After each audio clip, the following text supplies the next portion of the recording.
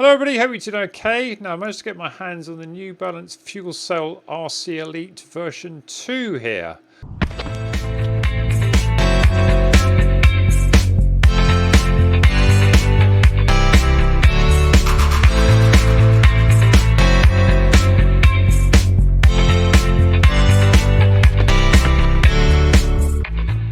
Now this is in the white with a Neo Flame colourway, but I think it's basically the white and red colourway for Tokyo, isn't it? And the rather Olympic looking colours on the tab to keep your laces nice and neat. So this is a shoe that initially created great excitement, I think largely because people like the look of it. I'm not quite sure that it was actually more to do with whether it was actually any good. I think people saw that purple version and thought, oh, that must be a shoe that we must get. And well, if it's actually any good or not, well, it doesn't really matter because it looks quite good. And that's kind of what I feel like this shoe after one run in it. It was quite a up-tempo run. I averaged about 7:15 pace for a couple of loops around Claygate. So a fairly flat course with a few little drags here and there. But yeah, that was quite a fast speed, but it didn't feel like it was a racing shoe. It just felt like it was a bit like a better version of the New Balance TC from last year. Bit lighter, but not really much of a get up and go shoe. Maybe I've just been rather sport for choice recently. I've been running a lot recently in the Adios Pro 2. You might have seen in a shoe off last week, and I actually sort of warming to that one. So when I put this one on, I was thinking, oh, is it just another carbon racer that isn't quite as good as the next percent? And yeah, and is it really a carbon racer? I mean, I was thinking, well, is this the sort of shoe that I'm thinking this is like an expensive trainer? So anyway, let's go through the features. You can't really mistake who is it made by, because you've got a massive New Balance there on one side and you've got a fuel cell on the other. So starting from the top, the upper is a knitted material and very breathable, a lot of holes in it. One possible problem I find with this shoe around the fit, because there's only actually 4 eyelets here, kind of reminds you a bit of the Ultra Boost, and the actual laces are actually quite close together. So even though I've got quite a narrow foot, and the general feel of this is sort of a bit of a slightly wider fit than some of the racing shoes, I just about managed to get a good lockdown. But you're kind of thinking that if on the first try on a shoe you're pulling in the laces a lot, then it does tend to expand a bit, and that might be a thing to worry about. I did actually find the lockdown wasn't A1 perfect, so in my new rating system I'm going to give this a 7 out of 10 for fit. I think it actually held me down quite well, but just felt like there was a few concerns about it, but maybe that will improve over time. In terms of the cushioning, well, you've got this fuel cell material, which is easily the softest material I find of all the carbon racers. And to a certain extent, I always find it too soft.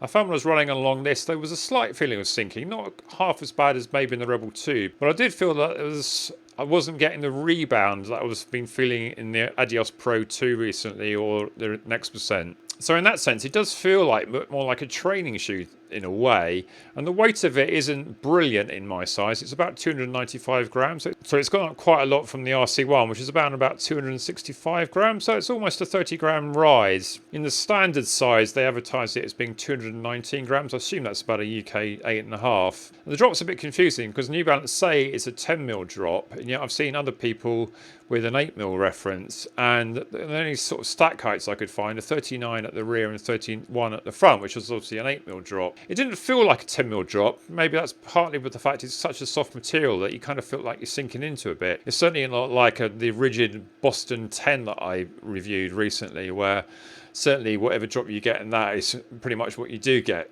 So in terms of my cushioning score, I'm going to give it 8 out of 10. I only did 10k so far, so it's a bit early days to tell, but my legs felt fine after it. Maybe not the most ideal material for a racing shoe. I just wonder when I go for longer whether that sort of soft feeling will sort of weigh you down a bit, almost in a way. I started to feel towards the end just a bit more tired in the legs, and just felt that each stride was just a bit more harder to get off the ground. Now in terms of the hardness rating, or in this case softness rating, I'd have to, on a scale of effectively 5, so very firm, neutral, soft, and very soft, I would have to rate this as very soft. It's not quite as soft as feeling as the Rebel 2 because of the plate in there, but certainly in terms of the carbon racing shoes, this is probably the softest one that I've got. Just having a quick look at the heel counter, it's a bit more structured than some of them. It's certainly a bit firmer there, around about where that red marking is there. and the fuel cell on the other side. So it also got a bit of a nice cutaway there. I didn't feel any Achilles issues at all, so that's good. The third category in my new rating system is for speed. This is how well I think it's going to do based on perception. I'll have to put this into a shoe off soon, but I'm going to give this an 8 out of 10. I would give it like a 10 out of 10 to the next percent, because that's probably the fastest shoe that I feel that I've got. And I'm probably going to give the Adios Pro a 9. So I think this shoe isn't quite as fast as the other ones based on feel, but tonight's run was pretty good. Perhaps went faster than I thought I would do, but I just felt that didn't have that next percent real sort of excitement about it, and there wasn't sort of that obvious bounce back. It was slightly more of a sinking feeling in this soft foam. So again, it's why I think it's perhaps might be more better as sort of a trainer. But at £220, and this version bizarrely with the white colourway is actually £10 more than the purple one. Now the purple one didn't actually come with it in UK 13.5, so I had to go for this one. And certainly the length in the 13.5 is fine, not having any problems there at all. Quick look at the outsole of this one, and it wasn't too bad. It had been raining when I went out just after the England match. A good, nice 2-0 victory for us. It seems a good time to go for a run in these shoes straight after such a great win. But yeah, I didn't have any particular problems. It actually dried out reasonably well by then. There was a few sharp corners on the course, which I took with caution. Didn't really have any sort of major concerns. I know that Ed Budd fell over twice in his first run after it had been raining, so with that in mind I did take those corners more cautiously, but I haven't fallen over in a road shoe for some time now. And I mean, you might argue that would I really want to go out in the rain in this shoe? Yet another white one to get grey, because I've been out in the Adios Pro 2 in 2 downpours over the weekend, and that shoe is now more looking like a grey shoe than a white shoe. I'll get on to a review on that one soon. Didn't have any particular problems with a little hole here, but the grooves did fill out with mud, so I had to give them a bit of a scrub up for this video. So yeah, the outsole was okay. I've decided not to give a rating for the outsole, because I don't think in a racing shoe it's overly important. You just want to make sure that you don't fall over, which is a bit ironic given the fact that it did fall over twice. But yeah, that is going to be pretty much the exception rather than the rule, I think. So in terms of an overall score for this one, I'm going to give it a 7 out of 10 at the moment. It may go up or down when I've done a few more runs in it, especially when I've done a shoe off, to see how it really compares at speed with the Next Percent 2, the Endorphin Pro 2, the Adios Pro 2. I think I need to do a next generation shoe off, don't I? I was thinking of doing one just matching up the Next Percent 2 and the Adios Pro 2, because I think they're going to be the 2 fastest ones. I'm just wondering now whether the shoes like this and the Endorphin Pro 2 are lending themselves into a category that not an out-and-out racing shoes that you can perhaps want to take out for some of your faster days. I've actually been out for a lot of these shoes actually for fairly steady runs of late, and perhaps bordering on the easy, and they all felt that they did reasonably well. Maybe the tides are changing, because in the old days the racing shoes were very much shoes that you only ever used in races, or maybe some of your fastest track days or something. But now I think they're so cushioned, these ones, and so much lighter than some of the heavy everyday trainers, that I'm beginning to wonder why I actually need to bother with everyday trainers at all. I'm not really having any sort of cushioning issues with these. In fact, if anything, I feel that these are better cushions than some of the sort of £100 offerings like the Pegasus and stuff, which I just found like a bit like brick when I tried the Pegasus 37. Didn't bother with the 38 as a result.